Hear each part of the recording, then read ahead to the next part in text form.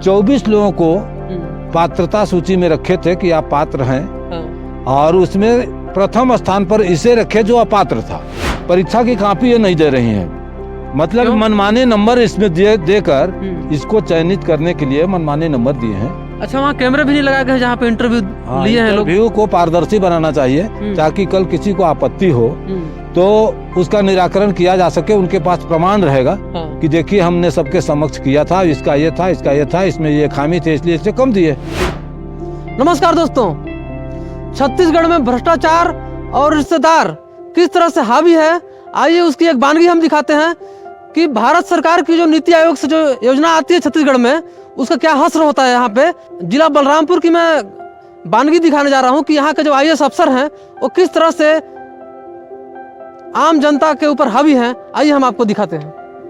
ये देखिए, भारत सरकार के नीति आयोग से एक सूचना जारी होती है, एक आदेश जारी होती है कि उनको सभी जिला में एस्पिरेशनल ब्लॉक फेलो का नियुक्ति करना है, जिनकी योग्यता निम्नानुसार है। जिनकी योग्यता में क्या क्या बताया जाता है, होने चाहिए किसी भी मान्यता प्राप्त विश्वविद्यालय से किसी भी विषय में पोस्ट ग्रेजुएट, PGDCA, DCA व कंप्यूटर का ज्ञान होना चाहिए, सोशल मीडिया का ज्ञान होना चाहिए व जानकारी होना चाहिए, डेटा विश्लेषण और प्रस्तुति कौशल होना चाहिए, परियोजना प्रबंधन कौशल होना चाहिए, किसी NGO के साथ काम करने का अनुभव, इंटर्नशिप का अनुभव होना चाहिए, अच्छे संचार कौशल का ज्ञान होना चाहिए, स्थानीय भाषा का ज्ञान होना चाहिए, और नोट में लिखा हुआ है MSW MARD को प्राथमिकता दी जानी चाहिए। लेकिन यहाँ के IAS अफसर इसको कैसे मजाक बनाते हैं इस आदेश का, आइए हम आपको दिखाते हैं।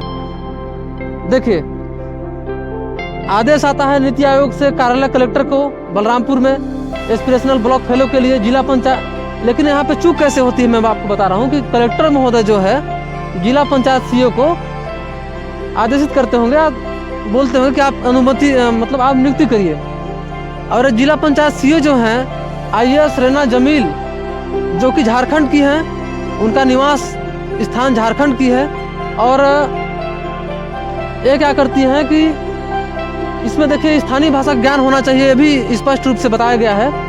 और इसमें क्या कहते हैं कि मोहम्मद शफीक जौहर अंसारी को, जो झारखंड से बिलोंग करते हैं, उनके पास न तो MSW की डिग्री है न तो MARD।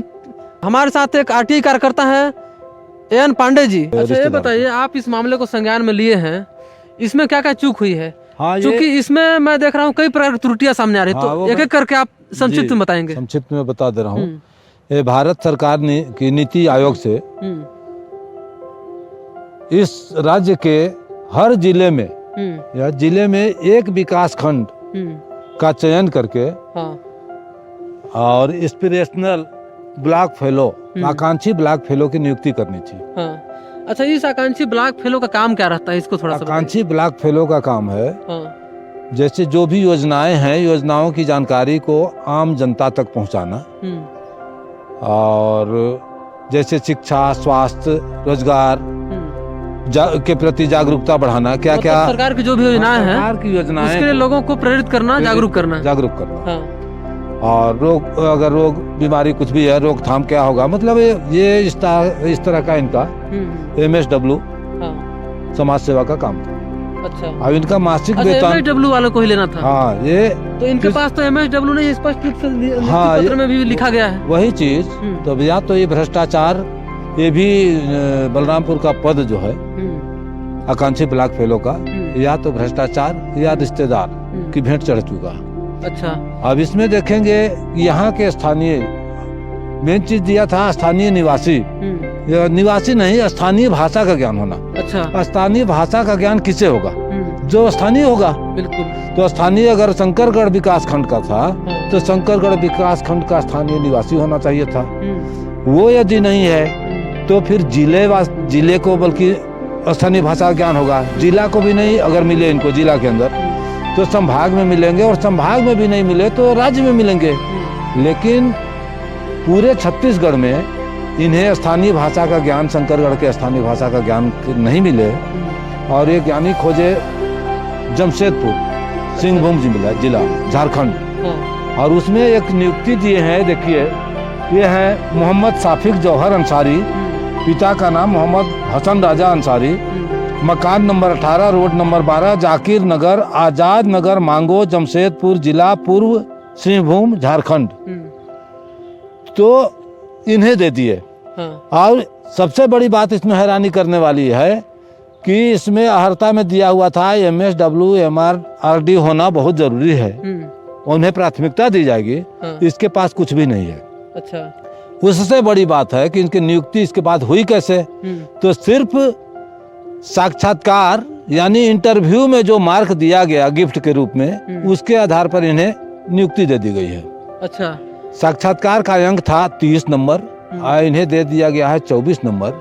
और बाकी लोगों को? बाकी लोग देखिए जितने आवेदन दिए थे, आवेदन में से लोग 24 लोगों को पात्रता सूची में रखे थे कि आप पात्र हैं। हाँ, और उसमें प्रथम स्थान पर इसे रखे जो अपात्र था। अच्छा, और 24 नंबर के दम पर इसे नियुक्ति दे दी गई। इंटरव्यू के दम पे? हाँ, इंटरव्यू के दम पर। और ये बताइए कि इंटरव्यू जब वहाँ हुआ तो वो कई प्रकार की अनियमितता वहाँ पे देखने को मिली। अनियमितता ये थी, हाँ बताइए। अनियमितताएं ये थी, इन्हें बुलाया गया था, पहले तो जो डेट दिया गया था उस डेट को नहीं लिए, ठीक है, कोई कारणवश नहीं लिए होंगे। हाँ, दोबारा जो डेट दिया गया, स्थान दिया था जिला कलेक्टर सभा कक्ष, लेकिन जिला पंचायत के CO महोदया ने अपने कक्ष में इंटरव्यू लिया 2 लोगों को और बैठा करके अपने साथ। और इंटरव्यू का समय था दिन में 10 बजे निर्धारित किया गया था, रात में 6 बजे से लेकर 9 साढ़े 9 बजे तक इंटरव्यू लिए हैं। जो परीक्षा हुई उस परीक्षा में भी परीक्षा की कॉपी ये नहीं दे रही हैं, मतलब मनमाने नंबर इसमें देकर इसको चयनित करने के लिए मनमाने नंबर दिए हैं। अच्छा, वहाँ कैमरे भी नहीं लगाए गए जहाँ पे इंटरव्यू लिए हैं लोग? इंटरव्यू को पारदर्शी बनाना चाहिए ताकि कल किसी को आपत्ति हो तो उसका निराकरण किया जा सके। उनके पास प्रमाण रहेगा कि देखिए हमने सबके समक्ष किया था, इसका ये था, इसका ये था, इसमें ये खामी थे, इसलिए इसे कम दिए। तो ये मनमानी तरीके से सिर्फ 24 नंबर वही सफीक को दे दिए हैं, क्या सफीक जौहर को। अब चूंकि अभी भ्रष्टाचार के दम पर था या रिश्तेदार था ये समझ में नहीं आ रहा है, लेकिन नियुक्ति गड़बड़ हुई है और अवैध है, पूरी तरह अवैध है।